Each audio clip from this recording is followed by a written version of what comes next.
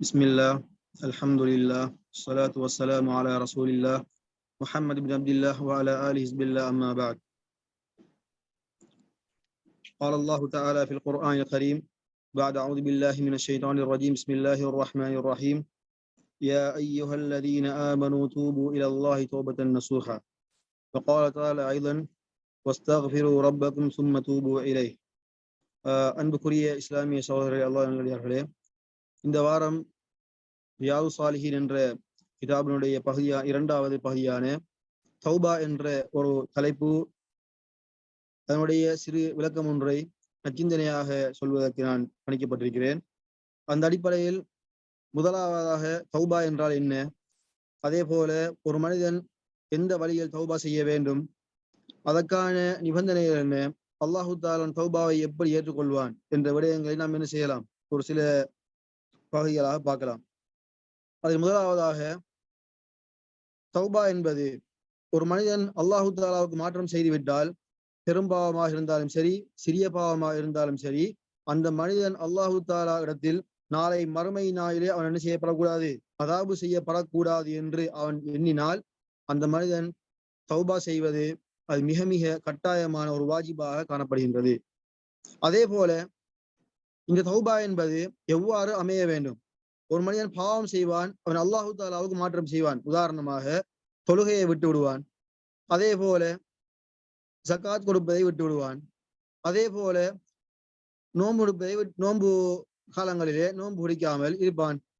இதெல்லாம் அல்லாஹு தாலாவுக்கு ஒரு அடியான் செய்யக்கூடிய மாறுதல், அதாவது சில பாவங்கள். அதே போல இன்னும் ஒரு வகையான பாவம் இருக்கின்றது, அது ஒரு மனிதனுக்கும் இன்னொரு மனிதனுக்கும் இடைப்பட்ட பாவங்கள். அதுக்கு நிறைய உதாரணம் சொல்லலாம். நாம் என்ன செய்திருப்போம், ஒரு மனிதனுக்கு அடித்திருப்போம், அல்லது ஒரு மனிதனை பற்றி புறம் பேசியிருப்போம், அதே போல ஒரு மனிதனுடைய மனம் நோகும்படி நடந்திருப்போம். இதெல்லாம் ஒரு அடியானுக்கும் இன்னொரு அடியானுக்கும் மத்தியில் உள்ள சில செயற்பாடுகள், சில பாவங்கள், சில குற்றங்கள். சகோதரர்களே, முதலாவதாக நாம் பார்க்கக்கூடிய விடயம் என்னவென்றால், நம்முடைய தௌபா ஏற்றுக்கொள்ளப்படுவதற்கு மூன்று காரணங்கள். அல்லாஹு தாலாவுக்கும் நமக்கும் இடைப்பட்ட சில பாவங்களுக்கான தௌபாவை ஒரு மனிதன் செய்கின்ற பொழுது அந்த மனிதன் எந்த விடயங்களை மேற்கொள்ள வேண்டும். அது முதலாவது விடயமாக, முதலாவது நிபந்தனையாக தௌபா ஏற்றுக்கொள்ளப்படுவதற்கு இமாம்கள் சில நிபந்தனைகளை முன்வைத்திருக்கிறார்கள். அதுல முதலாவது பார்க்க போனால், அந்த மனிதன் பாவத்தை விட்டு முழுமையாக நீங்க வேண்டும்.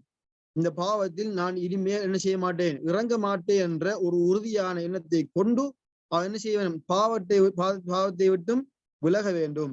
அடுத்ததாக இரண்டாவதாக இந்த பாவத்தை அந்த மனிதன் செய்வதற்காக வேண்டி அவனுடைய மனதால் அவன் கவலைப்பட வேண்டும்.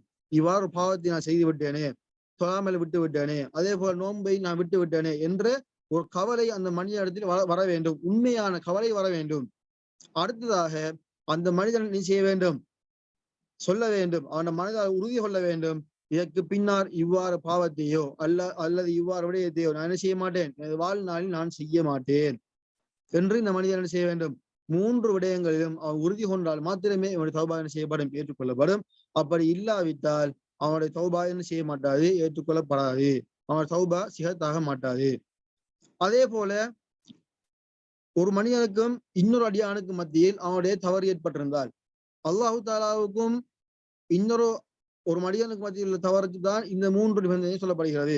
அதே போல ஒரு அடியான் இன்னொரு அடியானுக்கு செய்த ஒரு குற்றத்துக்காகவோ ஒரு தவறுக்காகவோ அந்த மனிதன் தௌபா செய்கின்ற பொழுது அவன் சில விடயங்களை என்ன செய்ய வேண்டும், கவனிக்க வேண்டும்.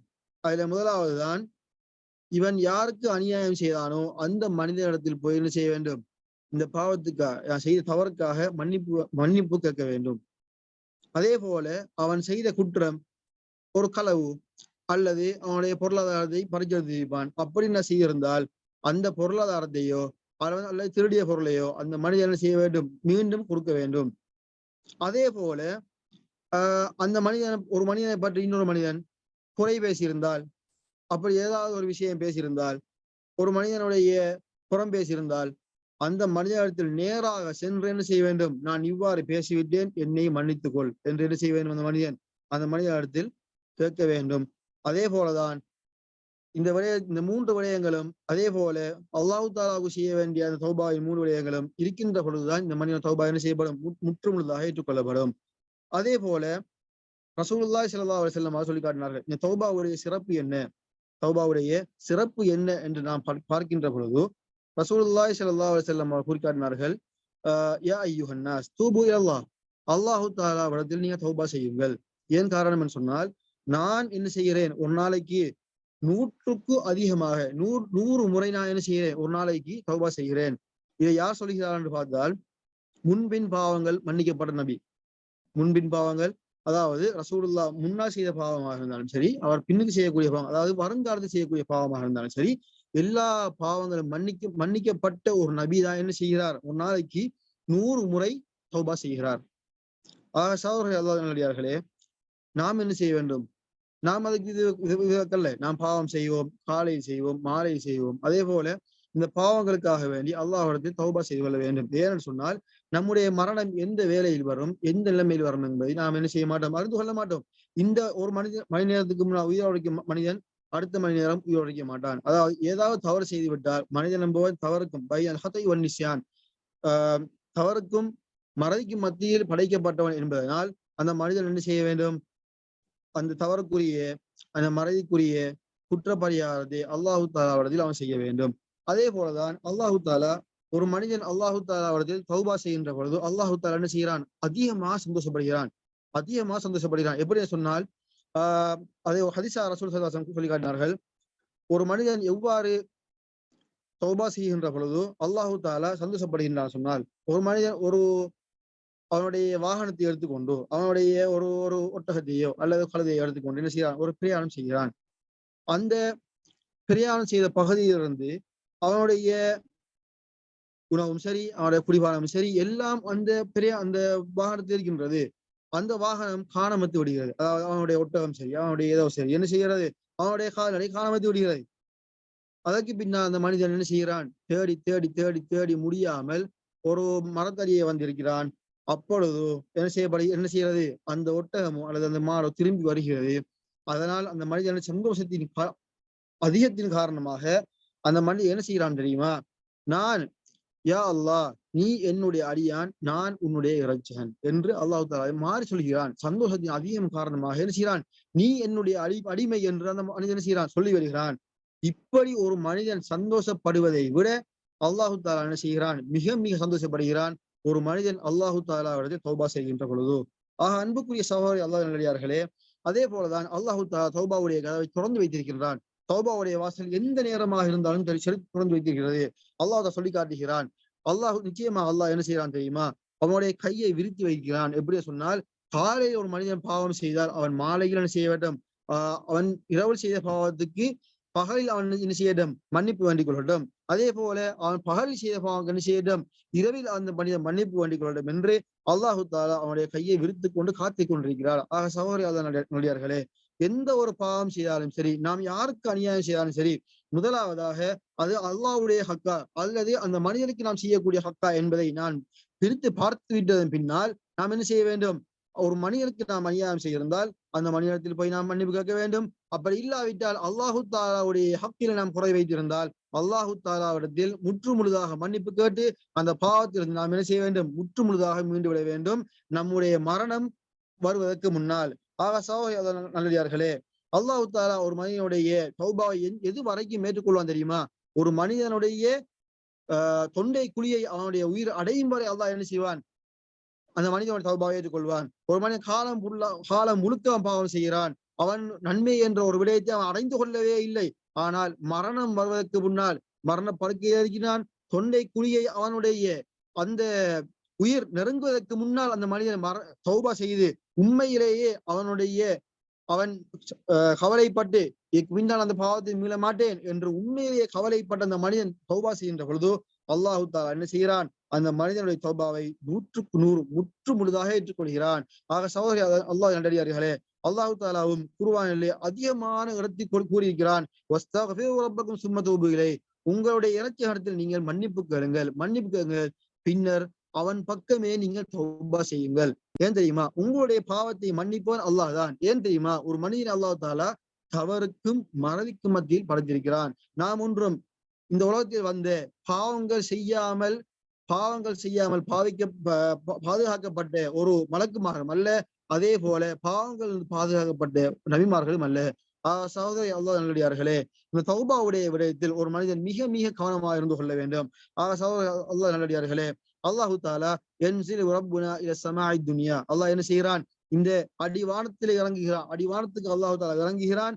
யாராவது இந்த சுபோடைய தாஜிதுடைய நேரத்தில் அல்லாஹ் என்ன செய்கிறான், அடிவானத்துக்கு வந்து அல்லாஹ் இருக்கிறான். எனக்கு யாரும் கேட்கறதுக்கு இருக்கீங்களா, நான் உங்களுக்கு தர ரெடியாக இருக்கிறேன், தரதுக்கு நான் காத்து கொண்டிருக்கிறேன்.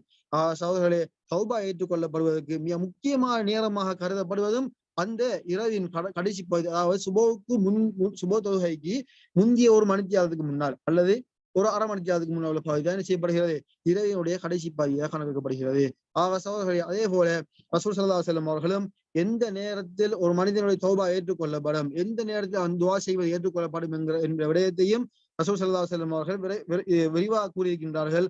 ஒரு மனிதன் 2 தொழுகைக்கு மத்தியில் ஒரு மனிதன் செய்கிறான், இக்காமத் வாங்க சொல்லி அதே போல இக்காமத் சொல்வதற்கு மத்தியில் எதிர்பார்த்திருக்கிற நேரத்தில் செய்யப்படும் துஆ கபூல் செய்யப்படும். அதே போல தொழுகைக்கு பின்னால் துஆ கபூல் செய்யப்படும். தஹஜ்ஜுடைய நேரத்தில் துஆ கபூல் செய்யப்படும். அதே போல இரவு நேரத்தில் துஆ கபூல் செய்யப்படும். சகோதரர்களே, அதே போல மிக முக்கியமான நேரமான இன்று மகரிப் தொழுகைக்கு முன்னால் உள்ள நேரம், அதாவது அசர் தொழுகையிலிருந்து மகரிப் வரைக்கும் உள்ள நேரம் மிக முக்கியமான நேரமாக, அதாவது வெள்ளிக்கிழமையில மிக முக்கியமான நேரமாக கருதப்படுகிறது.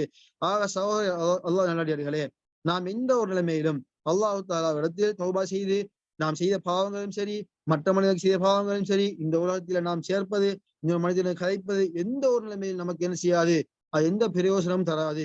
அல்லாஹு தஆலா நம்மை மன்னிக்காவிட்டால் நாளை மறுமை நாளிலே, அதாவது அல்லாஹ் தாலா கூறுகிறான், எப்படி தெரியுமா, நாளை மறுமை நாள் என்பது ஒரு நாளும் முடிய மாட்டாது. அதுக்கு உதாரணமாக சொல்லி காட்டுகிறார்கள். என்ன, ஒரு சிறிய பறவை எல்களை கொண்டு வந்து இந்த உலகம் போல 7 உலகத்தை நிரப்பி முடித்தாலும் மறுமை நாள் என்ன செய்யாது, முடியாது. மிக முக்கியமான காலமாக அல்லாஹு தாலா இந்த உலகத்தை நமக்கு தந்திருக்கின்றான். அதை போலதான் கூறுகிறார்கள், அத்துன்யா மஸ்ராத்துல் லில் ஆஹிரா, இந்த உலகம்தான், இந்த துனியாதான் நாளை மறுமை நாளிலே நாம் பெற்றுக்கொள்ளக்கூடிய கூலிகளுக்கான ஒரு விளை நிலமாக இருக்கின்றது. ஒரு மனிதன் நல்ல விளைச்சலை விதைத்தால் நாளை மறுமை நாளிலே ஒரு நல்ல விளைச்சலை பெற்றுக்கொள்வான். அப்படி அல்ல, அவன் மோசமான இவன் வாழ்கின்ற காலத்தில் மோசமாகத்தான் வாழ்ந்தான் சொன்னால் நாளை மறுமை நாளிலே அந்த கூலியை பெற்றுக் கொள்வான். அது எந்த விதமான ஒரு மாற்று கருத்தும் கிடையாது. அல்லாஹு தாலா கூறுகிறான், அல் யௌம நக்திமு அலா அஃப்வாஹிஹிம் வ தகல்லிமுனா ஐதீஹிம் வ தஷ்ஹது அர்ஜுலுஹும் பிமா கானூ யக்ஸிபூன். அல்லாஹ் கூறி காட்டுகிறான், அல் யௌம நக்திமு அலா அஃப்வாஹிஹிம், அந்த நாளில் நாங்கள் என்ன செய்வோம், அந்த மனிதனுடைய வாயில் பூட்டு போட்டு விடுவோம், அப்படியே முத்திரை ஒட்டி விடுவோம். நாளை மறுமை நாளிலே அவனுடைய கை பேசும், கால் பேசும், அவன் செய்த அவன் உடம்புல எல்லா உறுப்புகளையும் பேசும், அவனுடைய நாவு மட்டும் என்ன செய்யாது, பேசாது. அதனால தான் அல்லாஹு தாலா இந்த நாவுக்கு இந்த உலகத்தை வாய்ப்பு அளித்திருக்கிறான். நாம் தௌபா செய்ய வேண்டும், அல்லாஹு தாலா இஸ்திக்பார் செய்ய மீள வேண்டும் என்று அல்லாஹு தாலா நமக்கு நிறைய விடயங்கள் தந்திருக்கிறான். இந்த அழகான ஒரு பாக்கியத்தை பயன்படுத்தி, இந்த சிஹத்தான இந்த நல்ல வாழ்க்கையை பயன்படுத்தி, அதே போல முக்கியமாக அதுக்குள்ள தௌபாவுக்குள்ள மிக முக்கியமான 3 நிபந்தனையை நாம் பயன்படுத்தி அல்லாஹு தாலா விடத்தில் நான் மீண்டும் ஒரு ஞாபகப்படுத்துகிறேன். தௌபாவுக்குரிய மிக முக்கியமான நிபந்தனையாக கருதப்படுவது, முதலாவது மனிதன் பாவத்தை விட்டு விலக வேண்டும். இரண்டாவதாக அந்த பாவத்தை செய்வதற்காக வேண்டும் மனிதன் மனதால் கவலைப்பட வேண்டும். மூன்றாவதாக இந்த பாவத்தின்பால் அந்த மனிதன் மீளவே மாட்டேன் என்று அவன் என்ன செய்ய வேண்டும், உறுதி கொள்ள வேண்டும். இவ்வாறு உறுதி கொன்று அல்லாஹு தாலா நம்பிக்கை வைத்து அல்லாஹு தாலா அவரது பாவ மன்னிப்பு தேடுகின்ற சந்தர்ப்பத்தில் அல்லாஹு தாலா மன்னிக்கு தயாராக இருக்கிறான் என்று கூறி என்னுடைய இந்த சிறிய நச்சிந்தனையை முடித்துக் கொள்கிறேன். வாஹிரு தஅவத்தி அல்ஹம்துலில்லாஹி ரப்பில் ஆலமீன். அஸ்ஸலாமு அலைக்கும் வரஹ்மத்துல்லாஹி வபரகாத்துஹு.